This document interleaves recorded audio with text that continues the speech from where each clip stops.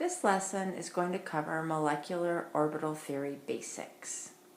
Both valence bond theory and molecular orbital theory are based on quantum theory. And in valence bond theory, we describe the bonding in molecules by hybridizing the s, p, d, and f orbitals. In molecular orbital theory, they use the idea that atoms have orbitals, the s, the p, the d, and the f, and when atoms' orbitals combine, they form molecular orbitals. And so that is the bottom line about how they think about it. Now, if you remember, atomic orbitals are described by wave functions. And when you take the square of the wave function, that is going to give you the distribution of the electron density. That same idea was translated into molecular orbitals, which means molecular orbitals have wave functions, and if we square them, we can determine the distribution of the electrons around the orbitals. Around the molecule. So when wave functions are added, like waves, they can add with constructive interference, which means that they would add, and destructive, which in a way you can think of that as subtracting. So what I want to do is take the example of hydrogen and see how this idea of the wave functions of the atoms combining to make molecular orbitals, how that is translated into something that we can visualize. So if you think about hydrogen only has one electron, so that's a good place to start. And it has a 1s1 for its electron configuration. So we're going to look at the molecular orbitals. So if we combine two hydrogen to make H2. So I'm going to use lines to represent an atomic orbital. So if I have a hydrogen on this side, I would just draw one line, and underneath it I'll write 1s, because that is the orbital that hydrogen would have electron in, and there's one electron, so I would draw an arrow. Now on the other side, I'm going to draw another hydrogen, because remember, in molecular orbital theory, the idea is that the atomic orbitals are going to constructively and destructively combine to form molecular orbitals. So here I'll have also a 1s, and it would just have one electron in it. Now what's going to happen when these two 1s orbitals combine? Remember, mathematically they're represented by wave functions. And when they combine constructively, that's favorable, and their energy will lower. And so what happens is we get, this is going to be in the middle, I'm going to draw for what the molecule is. Then we get one orbital that is lower. So it's coming when they're constructively, this side is combining with this side to form one orbital here that has lower energy. And then we would have the other possibility, they can either have constructive interference or destructive interference. And destructive interference would then raise the energy. And remember, in chemistry, something's more stable when it has the lower energy. So then in destructive interference, it's going to go higher.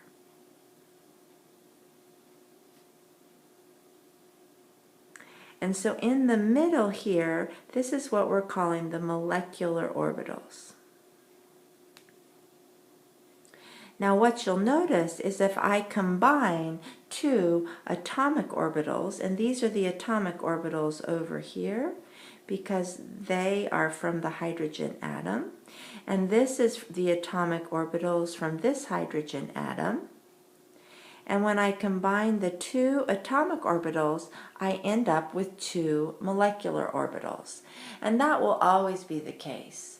So for example, if I combined 4 atomic orbitals from each atom, 4 plus 4, then that would combine to make 8 molecular orbitals. So if I had 8 total atomic orbitals, I would then have 8 total molecular orbitals.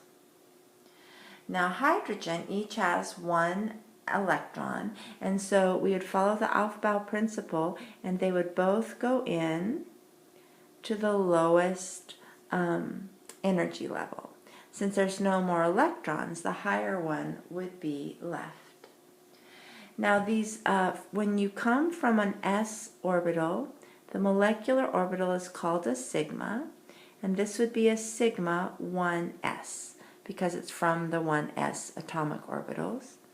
And then up here, this is a sigma with an asterisk star, and it's also a 1s. Now sigma star, or anything with the asterisks, these are called anti-bonding orbitals because they come from the destructive interference, and the sigma without the asterisk is called a bonding orbital. So in the middle there, this is a diagram that describes the molecular orbitals for hydrogen. We call these type of diagrams molecular orbital energy level diagrams. Now let's look at one for helium. Okay, so helium, and I think, well, it's okay. Well, actually, I'm going to draw helium next to hydrogen because we want to look at something. Let me redraw the hydrogen, and I'm going to make it a little more crowded here. So remember, they add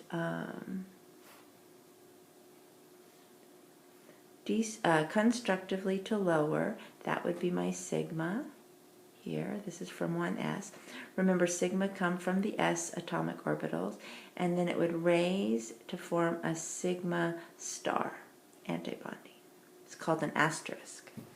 And hydrogen had 2 electrons, 1 in each atomic orbital, and so in the molecular orbital I would also have 2. The dashed lines are just showing where the molecular orbitals came from. Now next to it I'm going to draw helium. So helium, also hydrogen, I mentioned a hydrogen has a 1s1, that's for 1 hydrogen. A helium has a 1s2. So if I had 2 helium atomic orbitals, they would both have 2 electrons in them. These are all in the 1s. Now 1s will constructively add together to form a lower bonding orbital we call sigma, and then the higher bonding orbital is sigma star. Notice that the molecular orbital looks the same, the diagram, the lines look the same, and it would always be the case. The inside doesn't change, like 2 1s atomic orbitals adding always make the sigma 1s. Now what's different between helium and hydrogen is that helium has 4 total electrons. So if you look here, here's 2 from this helium and 2 from this helium. So you'd have a total of 4 to put in your molecular orbital diagram. So I would have 1, 2, 3, 4. And that would be in the middle. This is the molecular orbital energy diagram for helium. Now you may be thinking, well, helium, I didn't know it formed a diatomic element, and actually it's not very favorable. One way to determine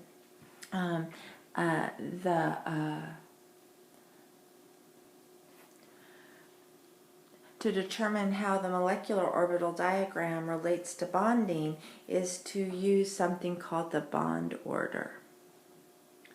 And bond order, there's an equation that you can use to calculate it. In the bond order, to calculate it, you add the number of the bonding electrons. Remember, the bonding electrons are the ones that are in a molecular orbital that doesn't have an asterisk. And then you subtract the number of antibonding electrons, and those would be the electrons that are in orbitals that that contain a asterisk, the star. And then you divide it by 2, because remember, electrons in bonds, they're shared as 2 electrons per bond. So for example, for hydrogen, there are, and I'll just highlight it. See here, there's 2 electrons, and this is the bonding orbital. And so there's 2 electrons in the bonding orbital, so I'd say 2. The antibonding orbital up here is empty, so I would say 0, and I divide it by 2, and then I would say that the bond order is 1. So the bond order for hydrogen is 1. And a lot of times that will kind of correspond to a single bond, although we can have half bond orders. Now for helium, if I did this is H2, I'm sorry. If I did He2, then I would say the bond order. I'd see in the bonding electrons, there's 2. And then in the antibonding electrons, there's also 2. Whoops, I was thinking ahead. So it's 2 minus 2, which is 0, divided by 2. So our answer, the bond order, is 0. So you see, molecular orbital theory would match what we see experimentally, and that is that helium does not form a bond with itself. Now let's take a look at elements that go past the first energy level. So let's take a look at nitrogen.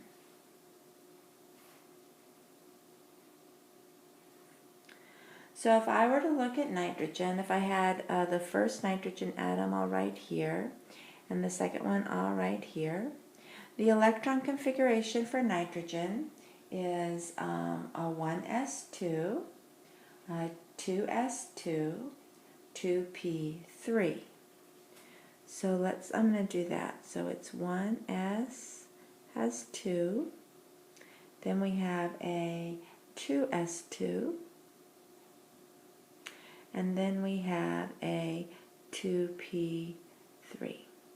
2p. So, whoops, I was 2, and then 2p, 1, 2, 3. Okay, now, this nitrogen would have the same thing.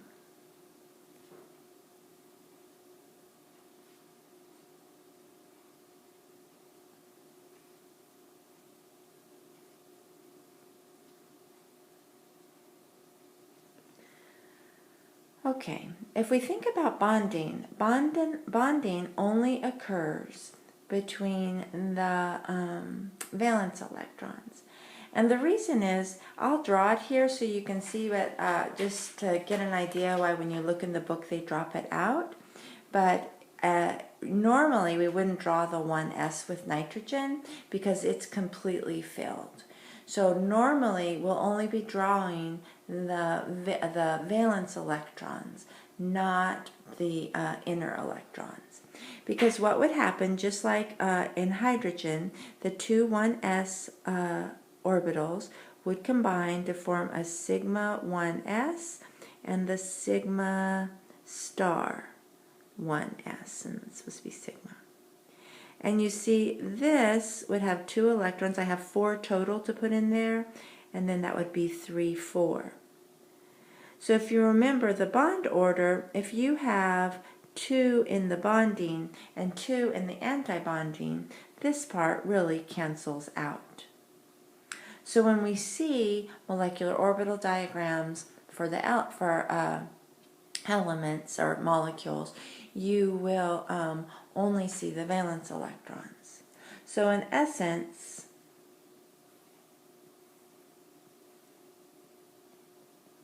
this part we wouldn't have to write because it's all full and it cancels itself out. So we only look at the valence electrons. Now just like in the 1s, 2s s atomic orbitals will combine to have a bonding sigma and an antibonding sigma. And note that you put 2s by it simply because they came from the 2s.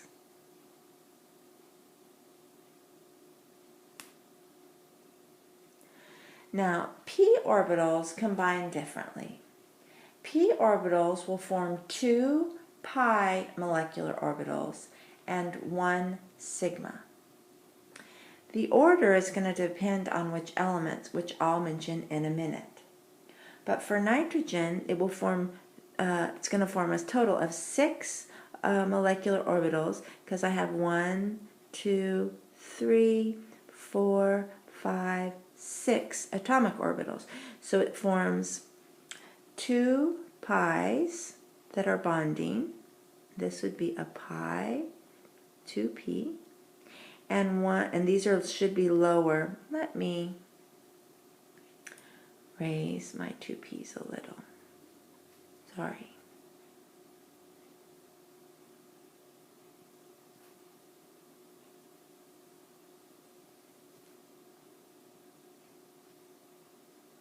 Okay, so I'm going to come down here. It's going to form 2 pi's. That's why I have 2 lines. And then 1 bonding sigma. And this I would put sigma 2p since it's coming from the p orbitals. So it goes down. There's 6 atomic orbitals. 3 of them are going to be bonding, and it will be 2 pi, and they'll be lower in energy than the sigma. And then 3 are going to be antibonding. So up above you'll have 2, and these will be pi's, but you'll put a star because they're antibonding, and then a sigma antibonding, and this is 2p. So when we add the 6p atomic orbitals, we get, they usually draw little dots. It gets hard when you're drawing it on your own. We get 6 molecular orbitals. Now filling it up is going to be the same. In the 2s, if I add these 2 electrons and these 2, I have a total of 4. So I'd say 1, 2, 3, 4. Here I would add 3 from this side and 3 from this side. So I would get 1, 2, 3, 4, 5, 6. So notice there's 6 electrons total, and again I'm going to erase them and show you how I added it again. You use the same rules that we did for filling atomic orbitals. If you have equal energy orbitals, you put 1 in individually. So there's 2. Then you pair them up on that level. So this is 3, 4. And then we have 2 more, and so you'd go to the next one and you'd say 5, 6. So if I wanted to calculate the bond order, you really would only have to use the 2p because the others are full, but I'll show you with all of them. So I would add my bonding electrons. That's 1, 2, 3, 4, 5, 6, 7, 8. So I'd say there's 8 bonding electrons.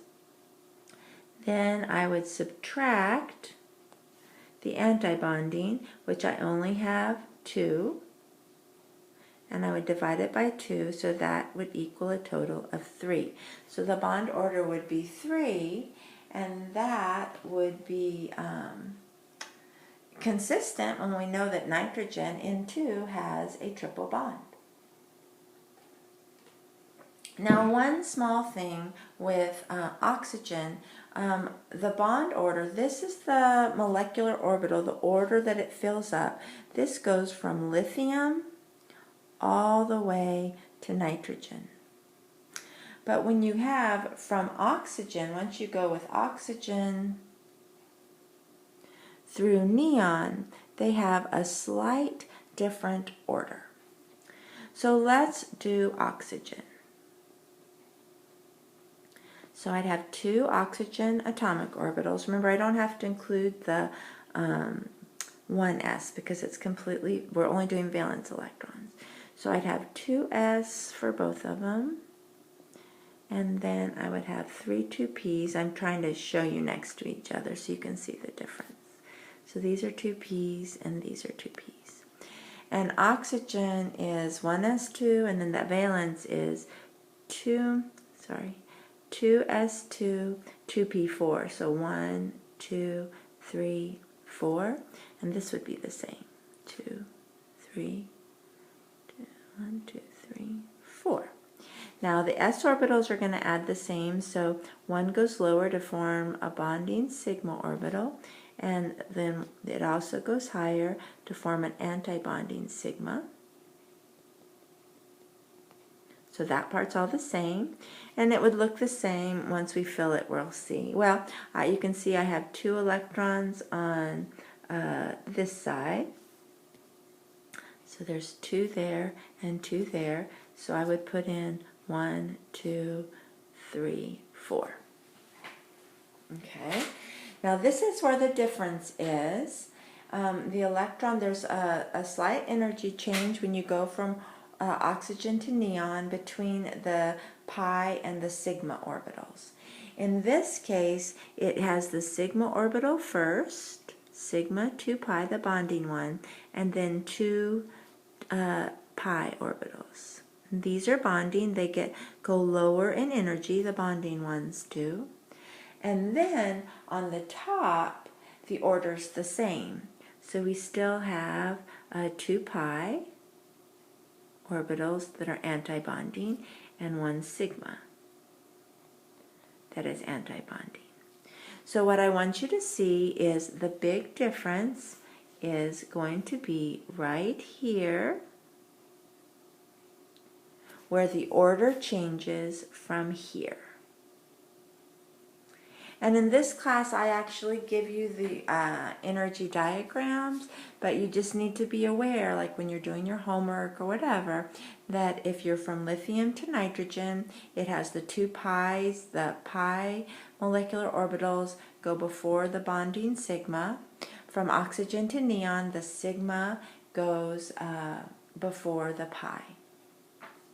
So let's finish this out. This has oxygen has a total of 4 electrons here and 4 here.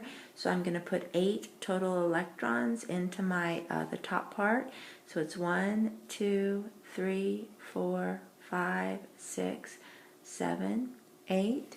With unpaired electrons, what that would tell us is that oxygen is paramagnetic because it has unpaired electrons. You see them right up here, they're unpaired. So it's paramagnetic. And now let's calculate the bond order. We know oxygen has a double bond. Let's see how this works out. Bond order. So we would add up all the bonding. So there's 2, 4, 6, 8 bonding,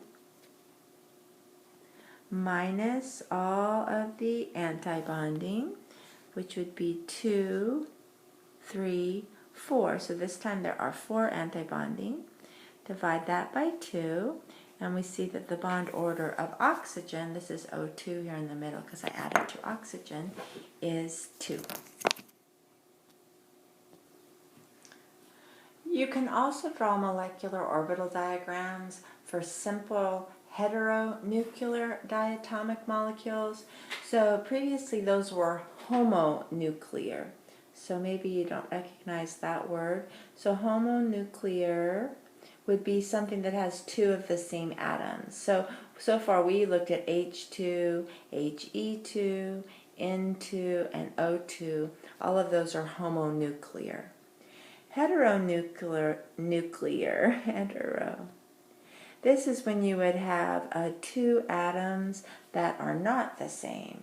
And so we're talking about diatomic molecules here. So simple ones that they could show or we could draw is something like HF or CO. They have to have relatively close, some energy levels that are close. Otherwise, they would not have the interference. So we could look, they have some simple ones in the textbook.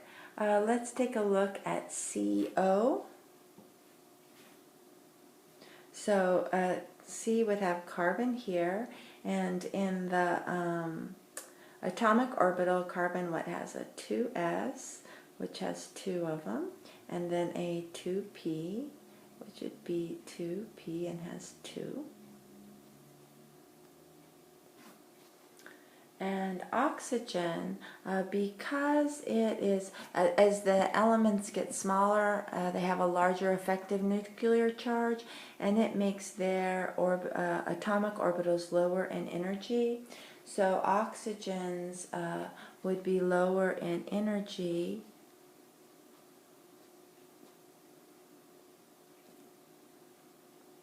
We get 1, 2, oxygen has 4. In the P's. And so then the S's always will make 2 sigma. This is sigma 2s. And then the antibonding one is here. And that would have 4 electrons in it because there's 2 from each one. And then the P are going to make the 6. So the pi, the 2 pi, and then the sigma, and then we'll have the 2 pi antibonding, and then the sigma,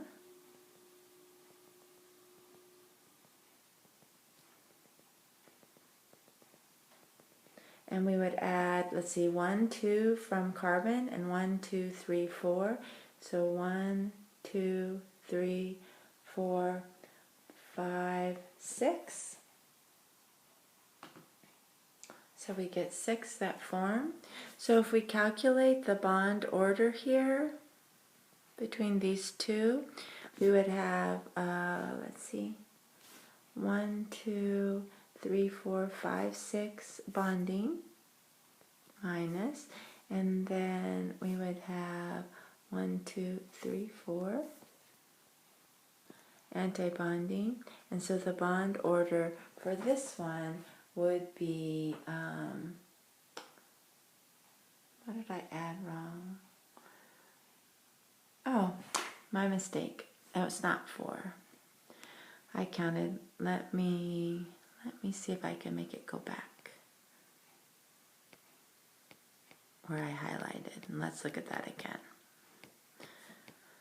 I got it carried away with the red. Okay, so bonding 1, 2, 3, 4, 5, 6, 7, 8. I first counted the top ones as antibonding, and then antibonding would just be 2. And the bond order is 3.